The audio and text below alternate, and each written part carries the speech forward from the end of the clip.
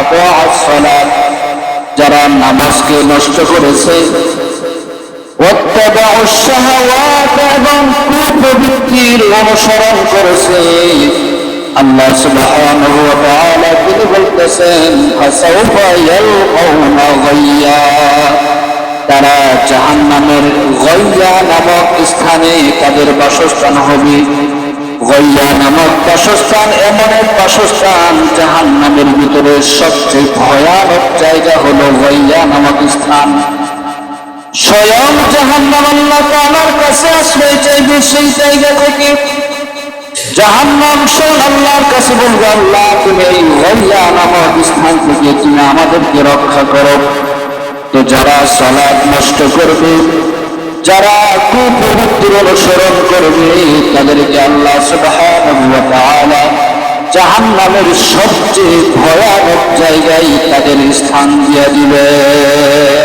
নাউযুবিল্লাহ মিন যালিক, কত কঠিন জায়গায় তাদেরকে স্থান দেওয়া হবে। যারা সালাত নষ্ট করবে, যারা নামাজ পড়বে না, নামাজ আদায় করবে না, মনের কুপ্রবৃত্তির অনুসরণ করবে, মন যা চাই তাই করবে,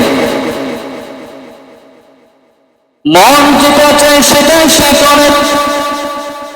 মনে চাইতেছে খেলা দেখতে, সে খেলা দেখতেছে, এদিকে নামাজ চলে যাইতেছে, নামাজের তার খবর নাই।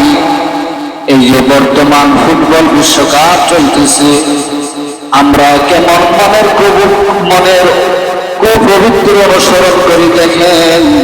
রাতের 3টা বাজে খেলা হয়, 2টা বাজে খেলা হয়, সেই আরামের ঘুম ত্যাগ করে আমরা খেলার জন্য ঘুমকে ছেড়ে দেই। ঘুম ত্যাগ করে খেলার জন্য আমরা পাগল হয়ে যাই, সারা রাত বসে বসে আমরা খেলা দেখি। অথচ ফজরের সময় যখন মসজিদ থেকে আযান আসে, হাইয়া আলাস সালাত, আসো নামাজের দিকে আসো, আসসালাতু খায়রুম মিনান নাওম, নামাজ ঘুম থেকে উত্তম। এভাবে যখন তাদেরকে ডাক দেওয়া হয় তখন তাদের ঘুম ভাঙে। কারণ কি? তারা মনের কুপ্রবৃত্তির অনুসরণ করে। এই জন্য আল্লাহ তাআলার ডাকে তারা সাড়া দিতে পারে না, ঠিক কিনা?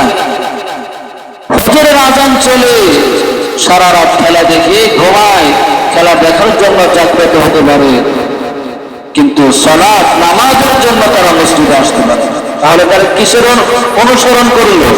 মনের কুপ্রবৃত্তির অনুসরণ তারা করল, নফসের অনুসরণ তারা করল।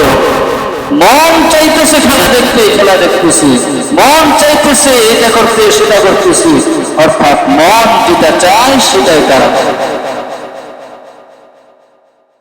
সালাতের দিকে তাদের কোনো আগ্রহ নাই, সালাত নষ্ট করতেছে, নামাজ নষ্ট করতেছে। আল্লাহ সুবহানাহু ওয়া তাআলা তাদের ব্যাপারে বলেন যে তারা জাহান্নামের গায়্যা নামক স্থানে তাদের জায়গা হবে। যারা সালাত আদায় করবে না, যারা নামাজ আদায় করবে না, তাদের জায়গা ভয়ঙ্কর জাহান্নামের ভিতরে সবচেয়ে ভয়ঙ্কর জায়গা যেটা গায়্যা নামক স্থান, সেখানে তাদের বাসস্থান হবে।